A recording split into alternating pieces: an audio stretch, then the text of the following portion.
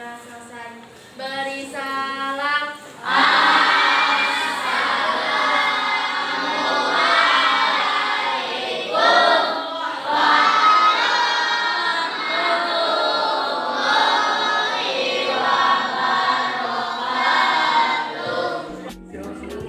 Gini, sebelum menginjak peranan masyarakat kegiatan ekonomi, Ibu akan membahas lagi yang minggu yang lalu ya, membahas tentang ini, tentang mengenai sebelum permintaan dan penawaran ada mengenai kegiatan ekonomi. Jadi kegiatan ekonomi tersebut ya, yang kemarin bisa dibagi menjadi 3 bagian.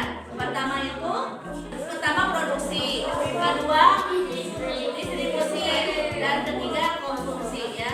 Kalian mungkin sudah mengerti apa yang dimaksud dengan konsumsi, apa yang dimaksud dengan produksi, apa yang dimaksud dengan apa? Dengan distribusi. Itu minggu yang lalu ya. Akan menerangkan tentang ini peranan masyarakat ya. Peranan masyarakat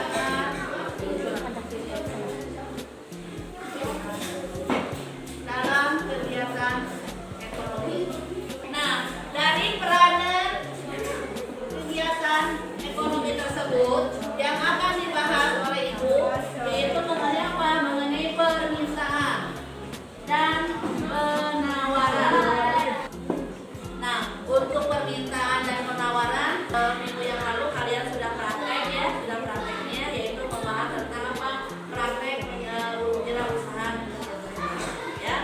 Nah, mungkin sebelum membahas peranan masyarakat dalam kegiatan ekonomi, mungkin di antara kalian ada yang tahu nggak apa yang dimaksud dengan permintaan? Saya Bu, silakan. Permintaan merupakan keinginan membeli barang dan jasa disertai dengan kemampuan membeli pada waktu dan harga tertentu. Ya, bagus, pintar. Mungkin di antara kalian ada yang tahu mengenai penawaran. Misalnya permintaan sudah. Ada yang tahu nggak apa yang dimaksud dengan penawaran? Saya Bu, Silakan. penawaran merupakan sejumlah barang maupun jasa yang ditawarkan oleh produsen kepada konsumen pada waktu, harga, dan tempat tertentu. Ya, bagus. Nah, kalian sudah mengetahui arti permintaan dan penawaran, ya. Jadi kalian itu yang tadi sebutkan Bu Ibu satu persatu mengenai KBM, dan kalian juga harus bisa mengelompokkan jenis permintaan, ya. Jenis permintaannya bagaimana, jenis penawarannya bagaimana. Dan di situ juga kalian harus bisa mengkomunikasikan, ya. Misalkan mengenai contoh permintaannya bagaimana dan penawarannya yang bagaimana. Biasanya mah itu yang pernah dilakukan oleh masing-masing peserta, ya. Peserta didik, yaitu peserta didik ya kalian saja. Jadi mengenai permintaan dan penawaran. Jadi permintaan di situ merupakan apa? Jumlah barang yang harus disediakan oleh siapa? Disediakan oleh kita ya. Nah di situ juga kan ini mengenai permintaan dan penawaran, justru di situ kan ada mengenai faktor yang mempengaruhi permintaan seperti adanya harga barang, pendapatan masyarakat, selera masyarakat, kualitas barang, ya, dan misalkan jumlah penduduk. Untuk harga barang biasanya mah ditentukan oleh siapa? Oleh produsen atau ini penjual ya. Nah di situ juga kan disesuaikan dengan apa? Dengan harga disesuaikan dengan pendapatan masyarakat ya. Itu juga mengenai ini ada mengenai selera masyarakatnya bagaimana ya. Misalkan bisa dicontohkan juga ini mengenai selera masyarakat. Kalau misalkan kalian suka, misalkan di antara kalian misalkan ada yang suka tempe, siapa yang suka tempe sini? Contoh, siapa yang suka tempe di sini? Siapa yang suka tahu? Nah, siapa yang suka pizza? Di situ kan otomatis bisa dikatakan sebagai apa? Selera masyarakat, ya. Selera masyarakat. Nah, selera masyarakat itu beda-beda. Dan kalian juga bukan hanya selera masyarakat, tapi selera kalian juga pasti berbeda-beda, ya. Keinginannya berbeda-beda, ya. Itu bisa dikatakan sebagai faktor yang mempengaruhi permintaan. Nah, di situ juga ada mengenai kualitas barang. Ya. Nah, kalau kualitas barang biasanya dilihat kalau harganya naik juga kualitas yang lebih apa?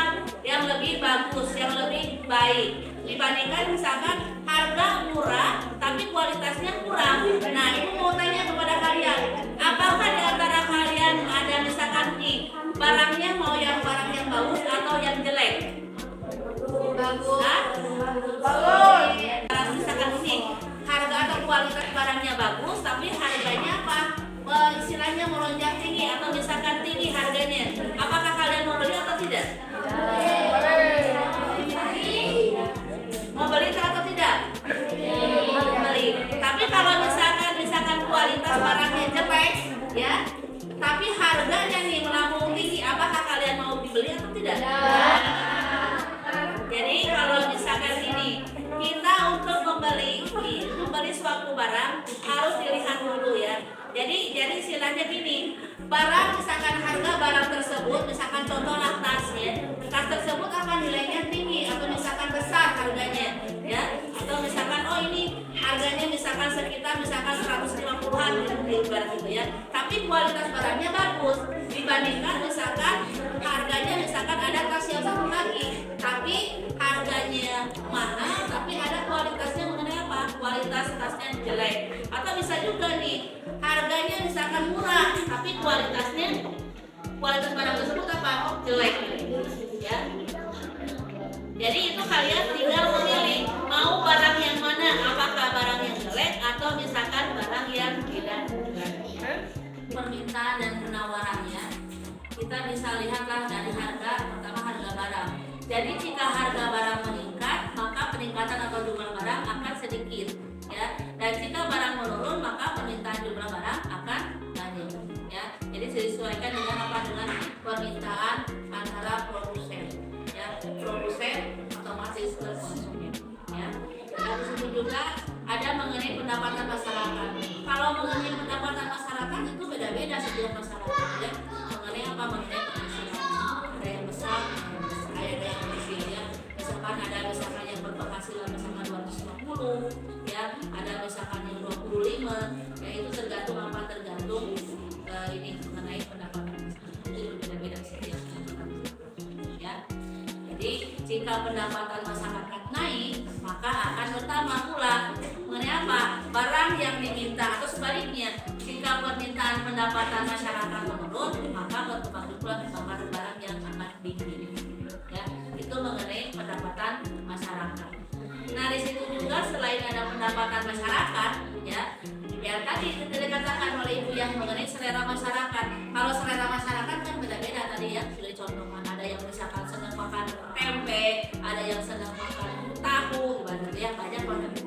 Nah di situ juga otomatis sih banyak untuk selera masyarakat yang dapat mempengaruhi permintaan. Jadi semakin selera banyak permintaan, yang semakin kecil akan permintaan ya. Maka di situ juga ada juga mengenai kualitas barang. Kualitas barang kita bisa contohkan ya, ini kertas ya, harga tas tadi ya. Apakah barang tersebut misalkan bagus atau tidak ibarat itu ya. Kalau misalkan harga barang kualitasnya bagus, terus harganya baik atau bagus, otomatis kita juga tidak akan sia-sia untuk atau untuk membeli ya. Jadi jika kualitas suatu barang baik maka akan banyak permintaan akan barang tersebut. Tetapi jika misalkan harga barang tersebut jelek otomatis tidak akan banyak permintaan ya. Terus misalkan di sini juga ada mengenai harga barang lain. Dicontohkanlah antara misalkan minuman jus dengan apa? Minuman mineral. Nah kalau misalkan harga jus misalkan 27.500 ya, terus misalkan harga aqua misalkan air mineral 5.000, maka yang kalian pilih itu apa? Hah? Yang kalian pilih itu apa? Aqua ya. Kalau aqua biasanya makan harganya 5.000 ya. Terus kalau misalkan jus itu 27.000 ya, 27.000. Jadi harganya itu yang terjangkau oleh kita apa? Yaitu air mineral ya, atau air aqua ya. Jadi beda-beda sih sebenarnya. Tapi kesukaannya beda-beda. Tapi kalau untuk misalkan masalah harga otomatis yang ini pasti harga Kenapa dikatakan harga barang lain antara jus? Misalkan dengan apa? Dengan air mineral, karena permintaan suatu barang biasanya dapat dipengaruhi oleh harga barang yang lain. Ya, yang lain itu antara yang satu dengan yang lain. Mengenai jumlah penduduk, kalau mengenai jumlah penduduk biasanya bisa dikategorikan mengenai apa? Amin. Ya, amin. Jadi itu kan banyak macam-macam lah. Misalkan bertambahnya jumlah penduduk suatu negara, maka akan mempengaruhi permintaan suatu barang atau kebutuhan. Mengenai permintaan dan penawaran, ada istilah mengenai kurva. Jadi kita kalau misalkan sudah tahu mengenai apa artinya permintaan, apa arti penawaran, terus kita harus tahu juga bagaimana sih cara kurva permintaan dan kurva penawaran. Nah, Ibu akan menjelaskan nih mengenai kurva permintaan. Kurva permintaan, misalkan di sini harga per buah berapa, terus jumlah permintaannya berapa. Taruhlah di sini harga per buah jumlah permintaan 10.000, terus harga per buah 25.000, jumlah permintaan 20.000. Ya, berarti kalau misalkan di sini harga per buah misalkan tadi dia besar menjadi turun ya, menjadi turun. Tapi kalau misalkan jumlah permintaan jadi apa? Menjadi besar ya, karena ini permintaannya lebih apa? Lebih besar. Kalau misalkan harga per buahnya 30 kan itu istilahnya kayak mahal ya, kayak mahal, otomatis sih jumlah permintaannya segini 10.000 ya, atau 10 ya, 10 di situ taruhnya. Nah, ini juga bisa kalau misalkan digrafikan ya, bisa nih seperti ini grafiknya. Untuk permintaan dan penawaran kalian harus tahu. Ibu akan menjelaskan tentang grafik kurva permintaan dulu. Di sini misalkan nih yang 30.000 yang per unit ya, itu bisa per unit ya, harga per buah. Misalkan ditaruh di sini 30.000 ya, 30.000, 25.000, 20.000, 15.000, 10.000. Nah, dari harga ini untuk jumlah permintaannya ini disesuaikan. Ada 10, 20, 30, 40, 50 ya. Ini bisa juga dikatakan per unitnya ya. Per unitnya. Nah, di sini dari 30.000 ya, 30.000 harga per buah, jumlah permintaannya ya, jumlah permintaannya 10, langsung ke sini ya, ke 10. Terus yang 25.000 ke 20.000 ya, yang 20.000 ke 30.000.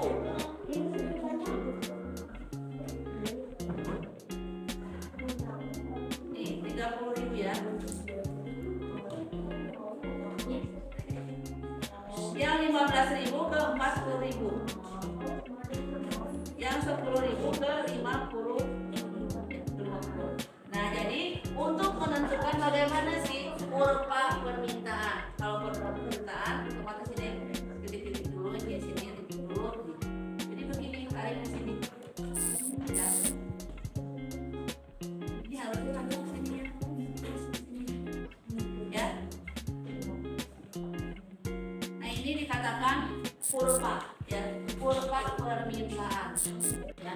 Nah, untuk itu ini kan minggu kemarin Ibu telah memberikan atau telah praktek ya, kalian telah praktek mengenai wirausaha ya, mengenai wirausaha kecil-kecilan. Nah, untuk itu kalian harus dikasih ini ada LKPD-nya ya, kalian dikasih ini untuk apa, menyelesaikan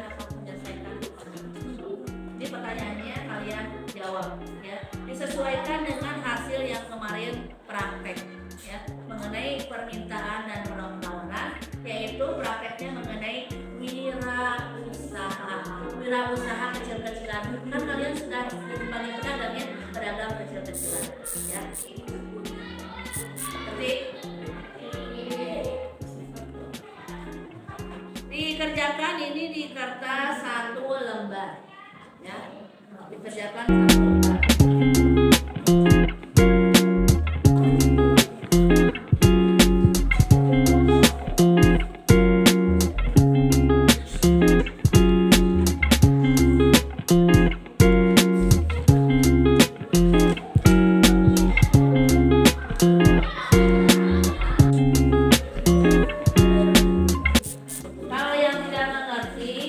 Langsung bertanya Pak Ibu ya.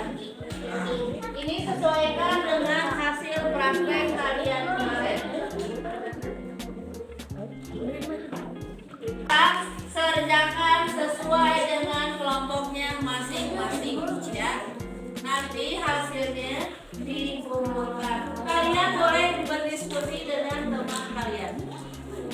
Ya, dengan teman kalian maksudnya di sini dengan kelompoknya yang kemarin berakhir.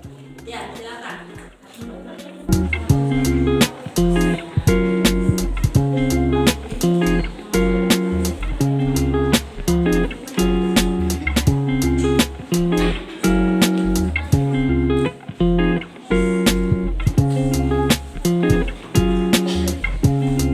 Jumlah permintaan barang atau jasa dengan harga dalam berbagai kondisi.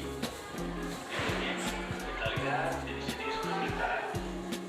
Jenis-jenis permintaan ada dua jenis, yaitu permintaan menurut daya beli konsumen dan permintaan menurut jumlah konsumen. Permintaan dari Sudah mengerti semuanya pembelajaran ini? Praktek sudah, berarti kalian tinggal apa? Mempraktekkannya, ya. Untuk apa? Untuk kegiatan atau pelajaran kalian, ya. Nah, untuk hari ini udah cukup sekian materi ini. Mungkin setelah akan bahas untuk materi yang berikutnya, ya. Mudah-mudahan kalian dapat mengerti. Mengerti nggak? Mudah-mudahan kalau mengerti, kita ketemu lagi pada pembelajaran ini. Assalamualaikum warahmatullahi wabarakatuh.